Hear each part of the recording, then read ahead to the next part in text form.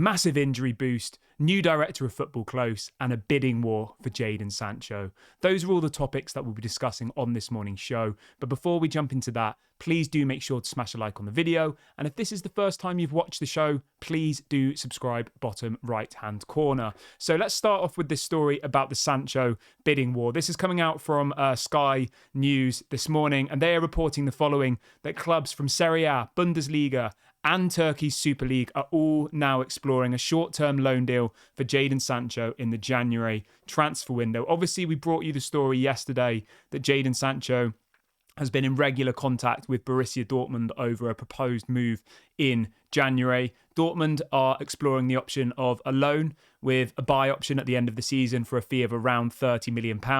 Obviously, the massive issue with Jadon Sancho is his salary. He's on around £300,000 per week at Manchester United currently. To put into some context, clubs like Dortmund, their highest earning players are something around 150,000. So he's on about double what your best paid player at Dortmund is paid. I mean, that just sums up the mess where Manchester United are, isn't it? You know, Dortmund, who are a good club, a well-run club, are paying their best players half of the amount that Jadon Sancho is getting paid. So in the short term, what will probably have to happen is Manchester United will have to cover around half of Jadon Sancho's salary, with Borussia Dortmund or one of these other clubs mentioned by Sky Sports would have to pick up the other half. And then in the summer, they would look to make that deal permanent. Manchester United are going to lose a lot of money on this transfer. Obviously, having spent £73 million last 2 years ago for Jadon Sancho, paying him 300 grand plus per week for the last 2 years. Obviously, he hasn't kicked a ball for over 6 weeks now. He's refusing to apologise to Erik ten Hag. The only way he comes back is if he apologises, and it doesn't look like that's going to happen. And all roads are pointing towards Jadon Sancho leaving in January. Please let me know in the comments section, guys, where do you think Jadon Sancho is going to end up? How much do you think is a fair price to ask for Jadon Sancho? Let me know what your thoughts are. From my perspective, I think we've just got to get rid of him at this point. I think he definitely has added a toxic element to Manchester United. He isn't even part of the squad, as we all know. He's not training with the team. He's training with the under-18s at the moment. Manchester United had their annual squad photo shoot a couple of days ago. He wasn't even in that picture either. So he's completely out of the frame here. He definitely needs to go. And to be honest, I don't really care where he goes. We're going to lose money 100%. I think 30 million, probably given the current circumstances, sounds about fair. Obviously, we paid 73 million, but that's on Manchester United. We can't really do anything about that now. 30 million, I would take it and run at this point. But let me know what you guys think in the comment section below. And let's move on to the next story. So let's talk about this new director of football. This story is coming out from 2 or 3 different journalists over in the UK this morning, and the headline is, Manchester United have lined up Paul Mitchell to be their next sporting director once Sir Jim Ratcliffe completes his deal for a 25% investment in the club. It says, while the former Monaco chief is now eager to take on the role. So Paul Mitchell obviously was at Southampton. He brought in players like Sadio Mane. He then moved over to Tottenham. He didn't do an as good job at Tottenham, to be honest, and then he went over to Monaco. He's had a good CV so far. He's done some really, really good business at the clubs he's been at.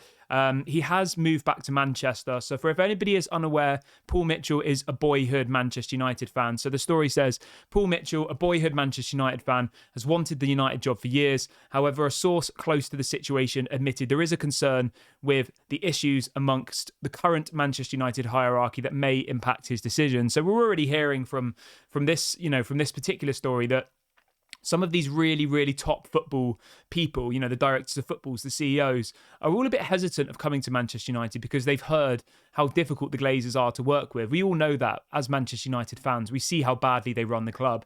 And the fact that, our number one target in a director of football capacity, Paul Mitchell, some of you might want him, some of you want Ralph Ragnick. I know there's lots of different mixed opinions, but the fact that they're already a bit concerned about coming because of what might or might not be, obviously that's a bit of a worry. But let me know in the comment section, guys, who do you think should be the next director of football? Maybe Ralph Ragnick, maybe Paul Mitchell. Let me know what your thoughts are, as I always do like to see what you guys have to say. Now, in relation to the injury news, we have some massive, massive news to bring you this morning, and that is that Erik ten Hag has confirmed that both Raphael Varane and Reguilon are available and back in the squad for the game against Sheffield United today. Massive, massive injury boost this is. I cannot be happier to finally see a left-back at left-back, to finally see Amrabat in midfield, and to see Raphael Varane back, because I think he is an important player. Yes, there are question marks about his fitness. Yes, there are question marks about whether he's injury-prone.